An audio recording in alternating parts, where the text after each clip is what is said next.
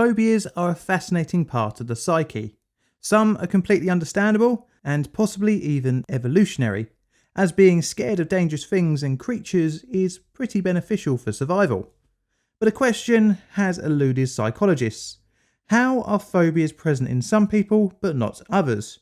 And can you condition a fear in a human test subject?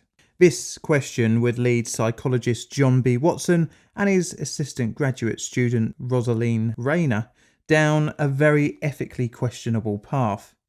Not only was experimenting on a human controversial, but the test subject would be a 9-month-old baby. Today we're looking at the controversial, heartbreaking and morally questionable Baby Albert experiments. Welcome to the dark side of science.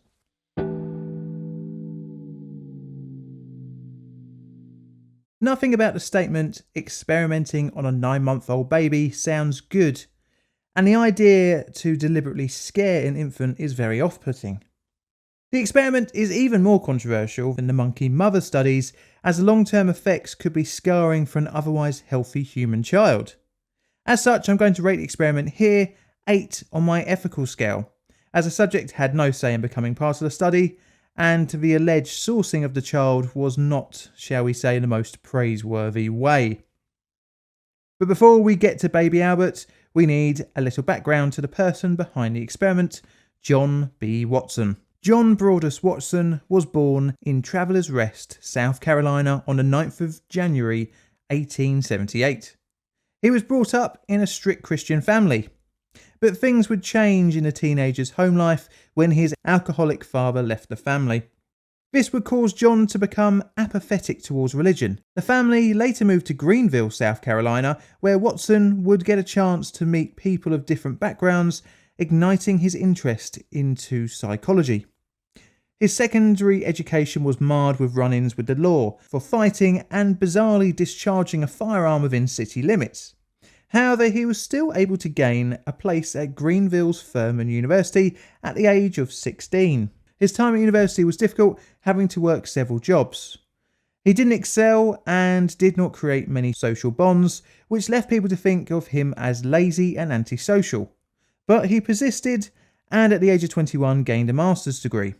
He managed to get into Chicago University a couple of years later, and finally his career started to take a more positive turn. Studying under some notable professors, including John Dewey and James Roland Angell, Watson began to develop an interest in behavioralism. During his time at Chicago, he read up on the work of Ivan Pavlov, known for his classic conditioning, a discipline which would directly influence Watson's later experiments.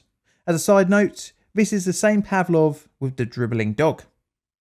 I should say that during this time Watson had got married and was the father of 2 children, but his marriage would break down, but this will come a bit later on in our story. In 1902, Watson gained his PhD whilst working as a research professor at the University of Chicago. In 1908, Watson accepted a faculty position at Johns Hopkins University, being promoted to chair of the psychology department not long after starting. He continued to study behavioralism, releasing a paper in 1913 named Psychology as the Behavioralist Views It, a manifesto of sorts laying out the goals of the new discipline. Behavioralism, as Watson saw it, sought to understand behaviour by only measuring observable behaviours and events, and that these actions were influenced from external stimuli. As a consequence of that individual's history and learned behaviour from reinforcement or punishment. This new form of psychological study wasn't initially accepted by the wider scientific community, but gradually the new discipline would make inroads to be a recognised field. The discipline would be expanded upon by scientists like B.F. Skinner, aka the guy who made a pigeon-guided bomb, which I made a video about a long time ago. Check it out if you want to see a even worse produced Plain Difficult video. In 1915, Watson served as the president of the American Psychological Association. Watson would continue to produce papers expanding on his views into behavioralism, which would reject the study of consciousness, with his important later career 1924 book, Behavioralism. But before that, we need to look at a couple of very turbulent years for Watson, which brought about the Baby Albert experiment.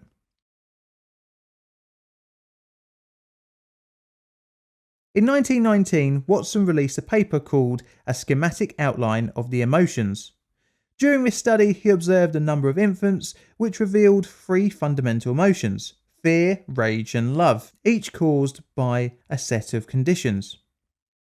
Watson used various animals to observe the reaction from the test subjects. In most cases, especially when introduced to dogs and cats, the infants showed a neutral or an inquisitive reaction.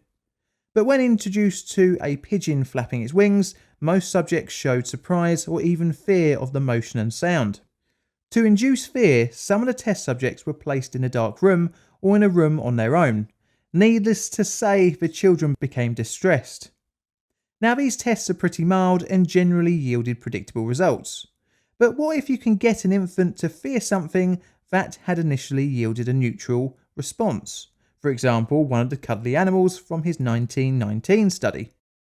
This would be done by introducing a neutral stimulus, like a rabbit, with a scary stimulus, for example, from a loud banging sound. They tried to answer the following questions: that if a fear stimulus could be transferred to other animals or other inanimate objects. Once a fear had been conditioned in the test subject, they also went to find out for how long. Right, this is where the study, in my opinion, crosses the line, as the sourcing of the test subject and finding a parent willing to allow their child to be given a phobia would be understandably difficult. Baby Albert was a child of a wet nurse at the Harriet Lane Home, a paediatric facility on the Johns Hopkins campus. Now, it's not 100% known how Albert was found. Clearly, a major contributory factor was the convenience, as Harriet Lane was adjacent to the Phipps Clinic, where Watson's infant laboratory was housed. There are three possible ways Watson got hold of Albert that have been considered. The first is through a paid study. The second is by using his connections at the hospital to coerce and allow access to the infant. And the final is from doing the experiment without the mother's knowledge. But we will never know 100% how Albert was found by Watson, and we don't even know if that is his real name. What we do know is that he was selected due to being a healthy, unemotional child who rarely cried. The experiment wasn't just conducted by Watson alone, but also one of his graduate students, Rosaline Rayner. I should say that his relationship with her had caused issues with his breaking down marriage by late 1919. At the start of 1920, and at 8 months and 26 days of age, baby Albert was entered into the study. Albert was observed reacting to a number of live animals, for example a rat, a dog, a rabbit and a monkey, and various inanimate objects including human masks, cotton and a burning newspaper. During the initial phase, Albert showed no elevated signs of distress or major reaction to the stimuli. What Watson and Rosaline did see was elevated distress when a metal bar was hit with a hammer, which created a large amount of noise, sending little Albert into a burst of tears. 2 months would go by after Albert's baseline observations before the experimental conditioning would begin. Watson and Rayner attempted to condition him to fear one of the items that had previously garnered a neutral response. A white rat was chosen to be an item to condition Albert's fear response. This was done by presenting the animal to the infant, and every time he touched it, the metal pole was hit with the hammer, creating the scary noise. It wouldn't take long for Albert to start to fear the cuddly animal, after 7 pairings of the rat and the noise in 2 sessions, 1 week apart. Albert reacted with crying when the rat was presented subsequently with no loud noise, although he didn't seem as distressed when he was allowed to suck his thumb, which hints at a phobia not actually being created. A couple of weeks after the conditioning, Albert started to fear other similar items that shared similar characteristics with the rat. The generalised fear manifested whenever the family dog, a fur coat, some cotton wool, and even a Father Christmas mask was presented to the infant.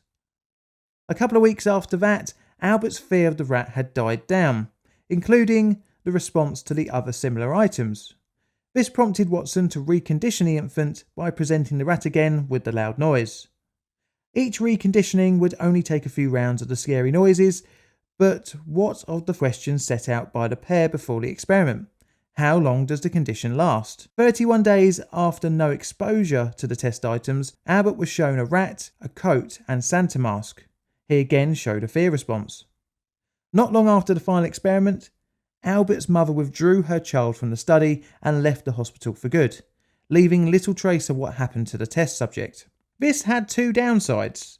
The first was that Albert was unable to be reconditioned to not fear the rat and the linked fear-producing things, and the other issue was that the study was incomplete.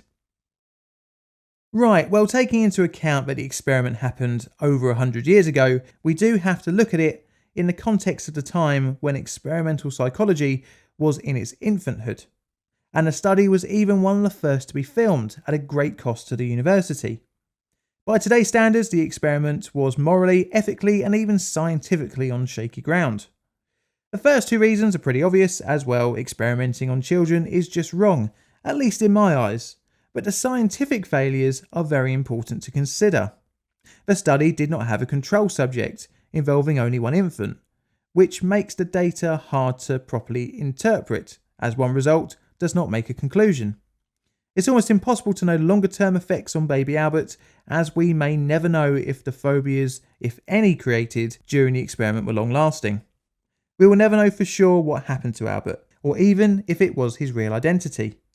Researchers into the experiment have a couple of potential identities, with one dying at the age of 6 and another living until 2007, but we will never know for sure. Some doubts present as to whether or not the conditioned fear response was actually a phobia. This was due to a reduced response when the infant was allowed to suck his thumb, which almost made him be able to ignore the loud sound. The experiment was responsible in part for destroying Watson's working career, but not how you might think. What came out later in 1920 was that the psychologist was having an affair with his assistant, Rosalind Rayner. The scandal would result in Watson's dismissal from his job at Johns Hopkins University. The affair became front-page news during the divorce proceedings in the Baltimore newspapers, destroying the psychologist's reputation and with it his university career. Not that that was the complete end for him, as he released his behaviourism book in 1924, and also Psychological Care of Infant and Child in 1928. He would have another 2 children and would work for an advertising company from late 1920. He would raise both children to his and Rosalind's behaviouralist principles, and sadly both sons would attempt suicide, with one of them being successful in 1954. Rayner died on the 18th of June 1935 in Norwalk Hospital in Connecticut. She had unexpectedly contracted dysentery from eating tainted fruit. Watson would never remarry and pass away himself in 1958 at the age of 80. This is a Plaintiff Court production. All videos on the channel are Creative Commons Attribution Share